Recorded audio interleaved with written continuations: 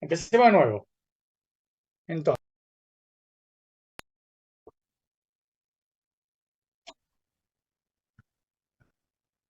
este es un paciente, ya había dado los datos personales. ¿Por qué consulta? Consulta por fiebre, alteración del hábito evacuatorio, dolor en pierna izquierda. Ustedes ven que el motivo de consulta es bien taxativo. Acá no se escribe. Fiebre, alteración de hábito evacuatorio, dolor en pierna izquierda. Es un paciente derivado por médico de cabecera para estudio por cuadro de un mes de evolución, caracterizado por fiebre febrícula, alteración del hábito evacuatorio, constipación seguido de diarrea. Ahí en algún momento parece que le dieron antibióticos durante 3 días, por eso se pone con signo de interrogación. Pérdida de peso y sudoración nocturna. Además refería dolor y tumoración en pierna izquierda. Presentaba también anemia en unos análisis que él traía. En un estudio tomográfico se había mostrado alguna alteración en el colon. Ya tienen los antecedentes, era un paciente asmático, era ex tabaquista, no tenía ninguna cirugía y recibía hierro oral, salmeterol y fluticasona, que son medicamentos que vienen combinados en PAF para los pacientes que tienen asma. El examen físico, según le enseñé a ustedes, en la impresión general aparentaba estar adelgazado.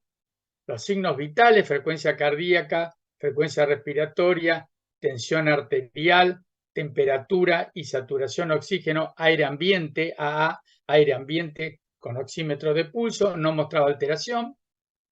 Piel y faneras, se mostraba un paciente pálido, húmedas, las mucosas, sudoroso, y tenía un dolor a la palpación en la región proximal de la tibia izquierda. Cabeza y cuello nada, aparato respiratorio normal, aparato cardiovascular, tenía un soplo diastólico 2/6 en foco aórtico y mitral. Después ustedes esto lo van a aprender bien. Van a ver que esto es un soplo característicamente aspirativo. El soplo de la válvula aórtica, cuando es diastólico, es un soplo. Para escucharlo van a aprender a ver diferente al soplo de insuficiencia mitral, que es pansistólico. En abdomen blando, depresivo, indoloro, ruido duradero positivo, y estaba lúcido, vigilo, orientado en tiempo y espacio.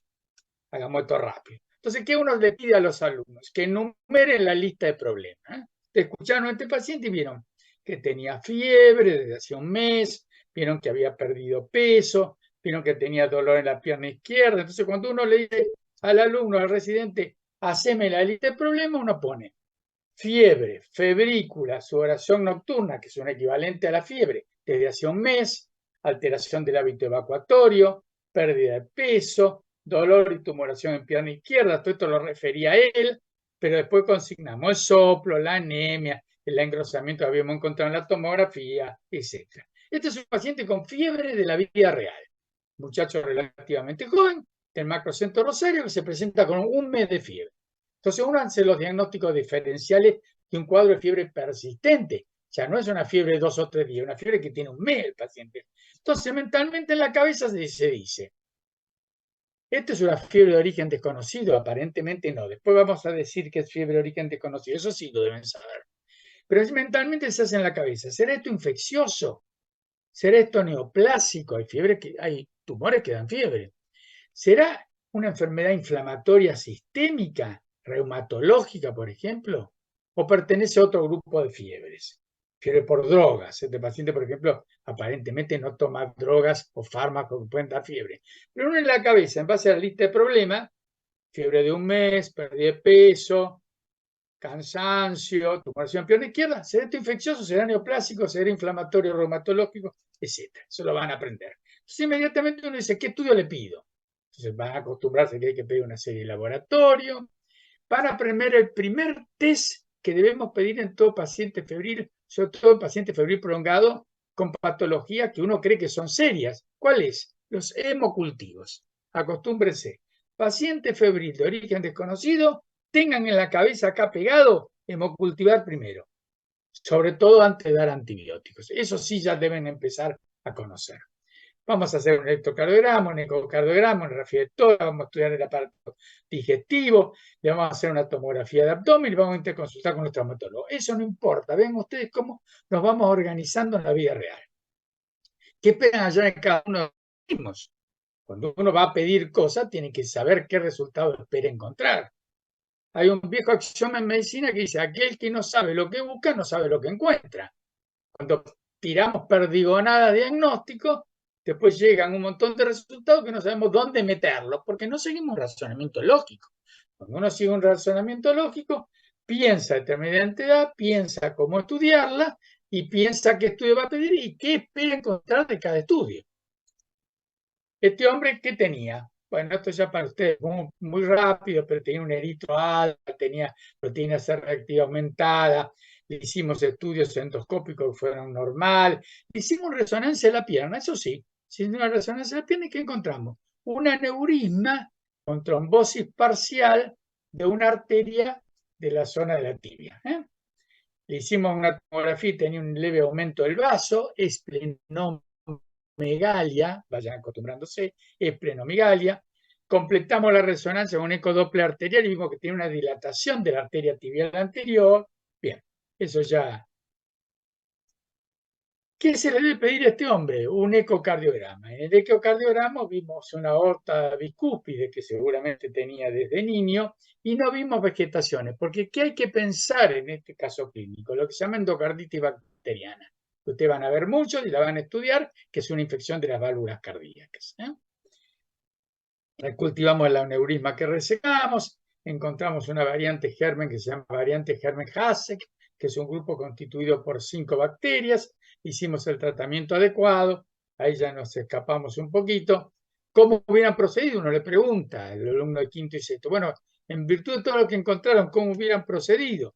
Nosotros resecamos el aneurisma de la tibial, tratamos con antibióticos, este es un caso para tratar 4 a 6 semanas porque tiene una infección cardíaca y la infección cardíaca produjo el aneurisma de la tibial en base a un émbolo séptico que destruyó la bacteria y creó un aneurisma, una dilatación de la arteria. Basta. Esto no lo tienen que saber, esto es para que se vayan acostumbrando a un individuo que está usted en Inglaterra y un inglés le habla en inglés. Y ustedes están aprendiendo inglés, están en tercer año de la cultura inglesa. Bueno, esto es lo que tienen que empezar a escuchar. Este es un paciente de la vida real. Esto no es el libro. Ahora sí vamos al tema de fiebre. Esto es lo que, empezamos la verdadera clase. Y empezamos la verdadera clase con alguien que un colega nuestro dijo hace casi 4 siglos. Hace 4 siglos John Milton, que es un médico, dijo, la fiebre es hacia los médicos el eterno reproche.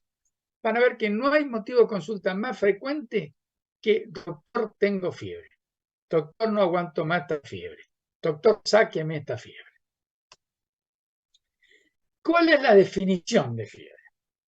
Elevación de la temperatura corporal por encima de la variación circadiana normal. Hay una variación durante el día de la temperatura, 2, 3 décimas de grado. Y como consecuencia de cambio en el centro termorregulador hipotalámico. Vamos a hacer 2 aclaraciones. La fiebre puede tener una variación diaria normal, por ejemplo, después de comer, pero también lo puede tener en el transcurso del mes. Las mujeres, por ejemplo, después de ovular pueden tener temperatura más alta.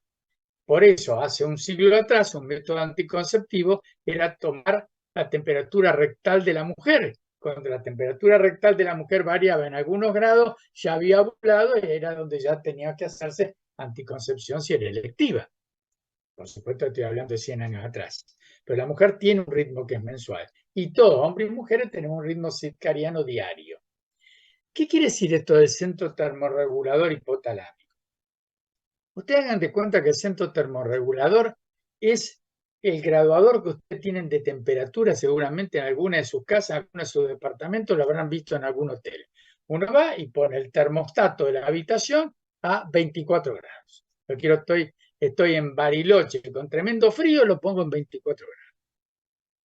Pero viene el hermanito menor de ustedes, que es mucho menor, y agarra el termostato de la habitación, en vez de poner 24, lo pone en 30.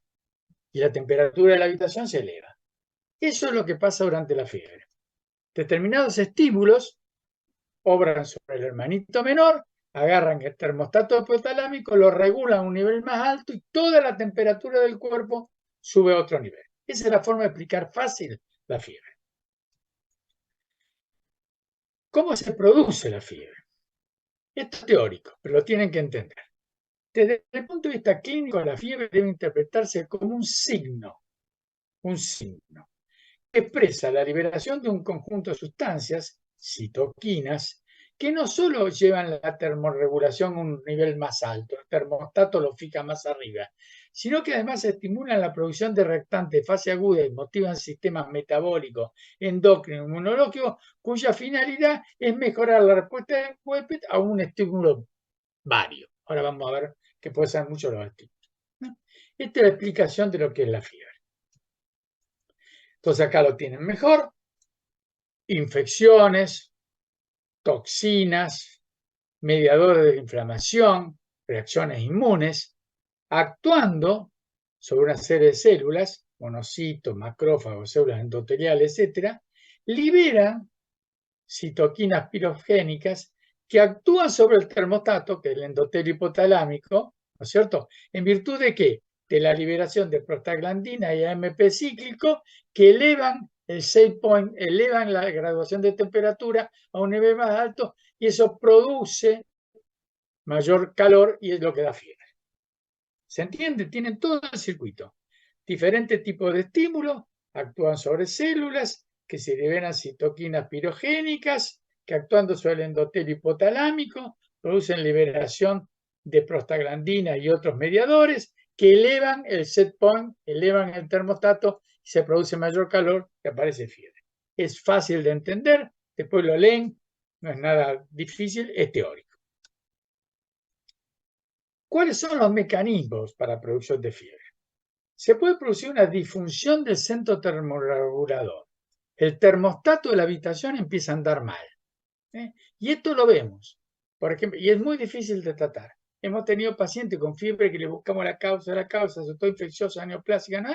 Y después encontramos que era un problema del centro regulador hipotalámico. Esto tiene un tratamiento especial, se puede ver en traumatismo de cráneo, se puede ver en tumores de cráneo, es raro, es un desafío diagnóstico y es difícil de tratar. Después se puede producir por exceso de producción de calor, Por ejemplo, el hipertiroideo, el que tiene la glándula tiroidea que funciona de más, puede tener fiebre. Muchas neoplasias pueden tener fiebre. Neoplasia de colon, neoplasia de riñón. Esto está mediado por lo que se llama síndromes paraneoplásicos. Vayan aprendiendo. Síndromes paraneoplásicos. Son manifestaciones a distancia del tumor no producidas por metástasis. O sea, no es un paciente que tiene metástasis, pero tiene un síndrome paraneoplásico. Por ejemplo, fiebre, cáncer de riñón, cáncer de colon, linfomas, etc. Después puede ser por dificultad en la pérdida de calor, por ejemplo, por enfermedades de la piel, acaloramiento, golpe de calor, etc. Y algunas otras, digamos, causas menos frecuentes. Vamos a definir un poco qué es fiebre. Este es un concepto que lo tienen que tener grabado. Uno puede tomar fiebre oral, puede tomar fiebre axilar, puede tomar fiebre rectal. En axila normal es hasta 37. Más en boca, más en recto.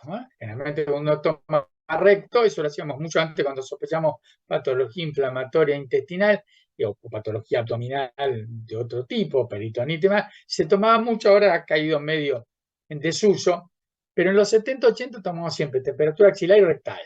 Y sobre todo, por ejemplo, en varones o en mujeres no menstruantes, si tenían elevación de temperatura rectal, era un indicativo de que algo dentro del abdomen estaba pasando. Pero actualmente eso no se utiliza. Pero deben saber que temperatura rectal es siempre por lo menos 0,4 por encima de lo normal axilar. ¿Qué es febrícula? Fiebrecita, hasta 37,5. El paciente tiene 37,4, no tiene febrícula. Bien. ¿Qué es fiebre?